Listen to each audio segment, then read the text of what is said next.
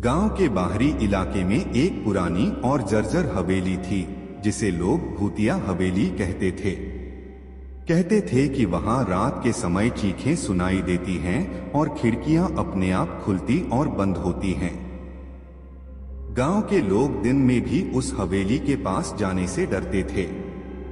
एक दिन गांव के 4 दोस्तों राहुल, नीना, अमन और प्रियंका ने तय किया कि वे इस रहस्य का पता लगाएंगे। वे सभी रात के समय टॉर्च और मोबाइल लेकर हवेली पहुंचे। जैसे ही उन्होंने हवेली के दरवाजे को छुआ, वह खुद ब खुद चरमराते हुए खुल गया। हवेली के अंदर घुसते ही ठंडी हवा का झोंका आया और सभी की रूह कांप उठी। दीवारों पर पुराने धब्बे थे और एक कोने में जर्जर झूला अपनी जगह पर धीरे धीरे हिल रहा था। जैसे जैसे वे अंदर बढ़े, उन्हें एक पुरानी अलमारी दिखी। नीना ने उत्सुकता से अलमारी खोली, लेकिन उसमें से एक पुराना कंकाल गिर पड़ा। सभी डर से चीख पड़े।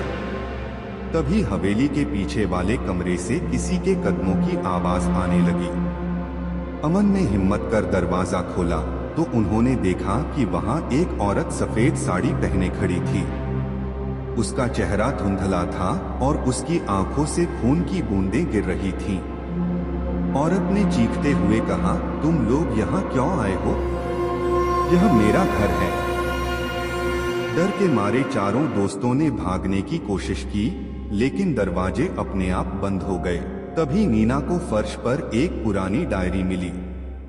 उसने झटपट उसे पढ़ना शुरू किया।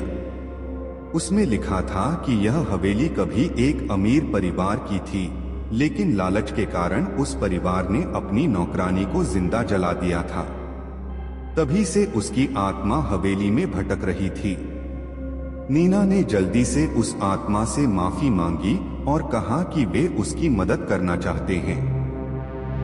आत्मा रोने लगी और बोली, अगर तुम मेरी अस्थियों को पास के कुएं से निकालकर गंगा में प्रवाहित कर दो तो मैं मुक्त हो जाऊंगी। चारों ने हिम्मत जुटाई, अस्थियों को कुएं से निकाला और गंगा में प्रवाहित किया। जैसे ही उन्होंने ऐसा किया, हवेली में रोशनी छा गई और आत्मा गायब हो गई। वापस लौटने पर गांव वालों ने उनकी बहादुरी की सराहना की, लेकिन हवेली अब भी वीरान खड़ी थी। कहते हैं कि रात के समय वहां से अब भी किसी के हंसने की आवाज आती है, जैसे वह आत्मा आजाद होकर खुशी मना रही हो। क्या आप उस हवेली में जाने की हिम्मत करेंगे? अगर आपको यह वीडियो अच्छा लगा हो तो इसे लाइक, शेयर और कमेंट्स जरूर करें। इसी तरह के अन्य वीडियो देखने के लिए चैनल को सब्सक्राइब करें और बेल आइकॉन को क्लिक करें।